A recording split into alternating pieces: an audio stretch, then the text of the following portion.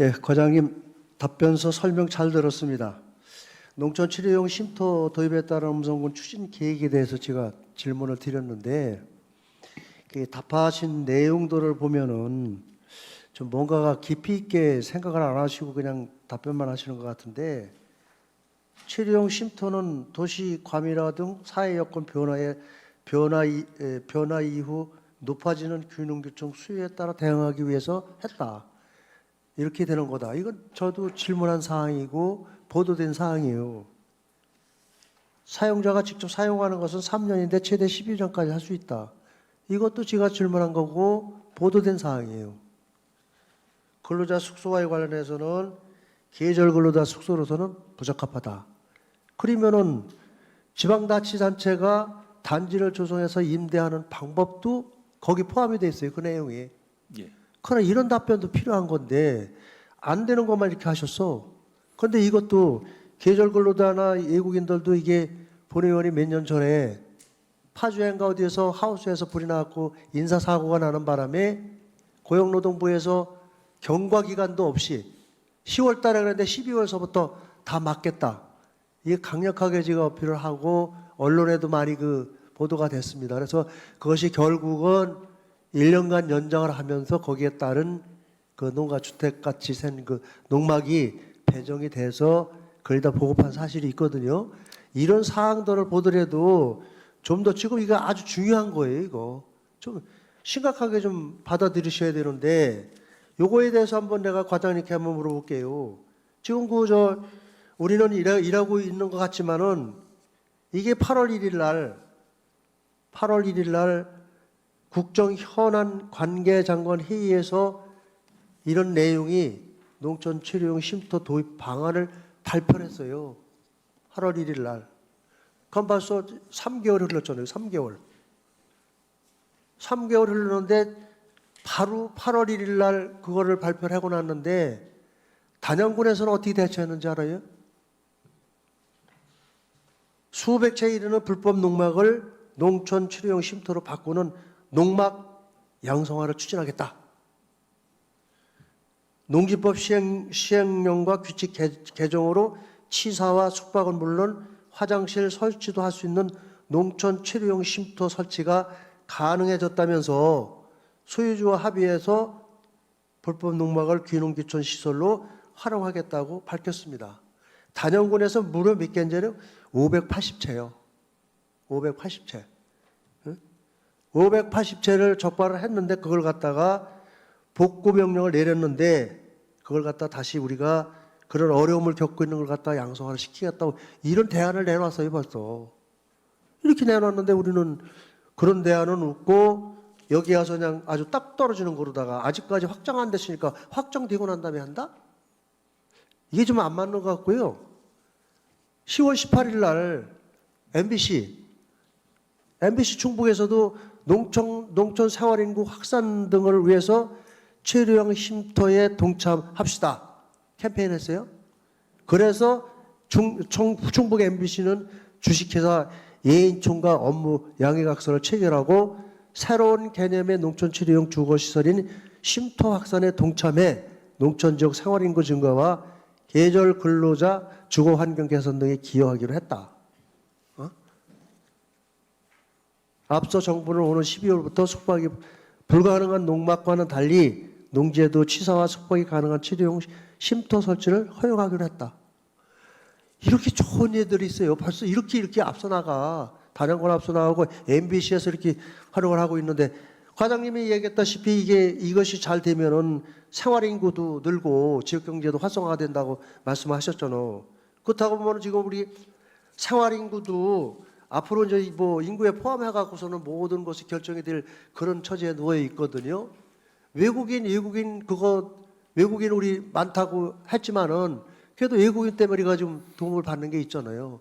그것도 지방자치단체의 행정기구 정원에 관한 거에는 외국인도 포함하게 돼 있어.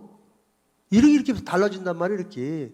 그러니까 우리가 정원기구라든지 행정조직기구 이걸 할 때는 외국인도 포함해서 할 수 있는 이런 엄청난 우리에게 도움을 주고 있는 건데 앞으로도 생활 인구도 이렇게 갈 것이다 이런 얘기예요. 그래 이런 걸 봤을 때는 여러분들이 그 뭐 요거는 해봤자 별거 아니다. 뭐 그 단시일 끝난다. 이렇게 하실 문제가 아니고요. 이렇게 되면은 그 저기 외지인들도 농촌에서 농업과 전원 생활을 동시에 체험할 수 있는 임시 숙소 형태의 주거 시설이 굉장히 필요하잖아요. 그렇게 하고 과장님 5도 2촌이라는 말씀 들어보셨어? 말? 예. 지금 도시에 도해지에 계신 분들이 5일 동안은 시골에 와서 살고 5일 동안은 도시에서 살고 2일은 여기 와서 산다는 얘기예요. 그게 5도 2촌. 딱 맞는 얘기 아니에요? 그렇게 하면은 생활인구 유입도 되잖아. 그죠? 다만 주민등록 전입도 되지만 거기에는 1가구 2주택으로 본다. 이렇게 돼 있죠.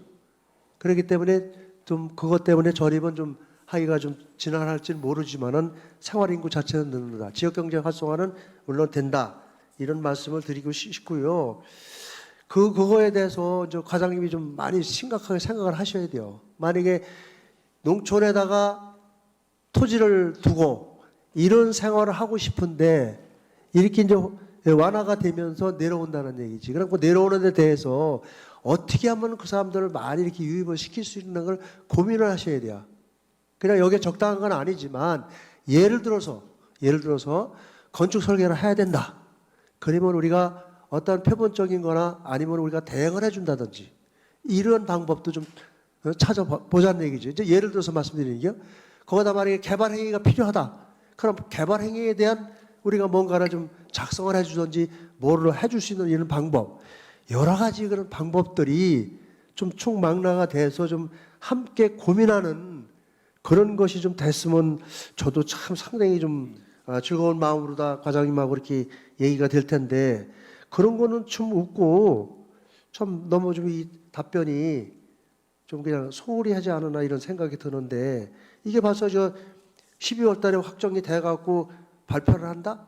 발표를 하고 나면은 벌써 딴 데서는 뭐 아까 말씀드렸지만 다른 거로다 해 갖고 굉장한 그 유인책을 많이 쓰고 있을 거예요. 근데 우리는 그때만 가면 봐서 한 발 늦었다는 얘기지. 그래서 지금이라도 요거에 대해서 좀 아주 고민을 좀 하셔야 돼요.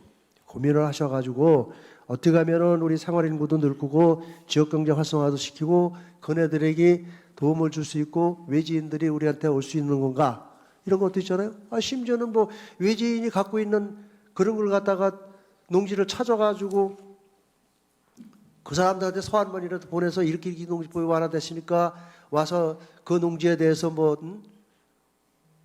이용을 하시려면 이런 방법이 있습니다 해서 그런 걸 또 해주고 그걸 하신다면 우리가 이런 도움을 드리겠습니다. 이런 것까지라도 좀 한번 깊이 생각을 해서 우리에게 좀 제대로 좀 끌어들이고 지역경제 활성화할 수 있는 그런 걸 갖다가 좀 우리 과장님이 아주 심사숙고하게 고민을 많이 해야 되는데 여기에 대해서 한번 말씀해 보시죠.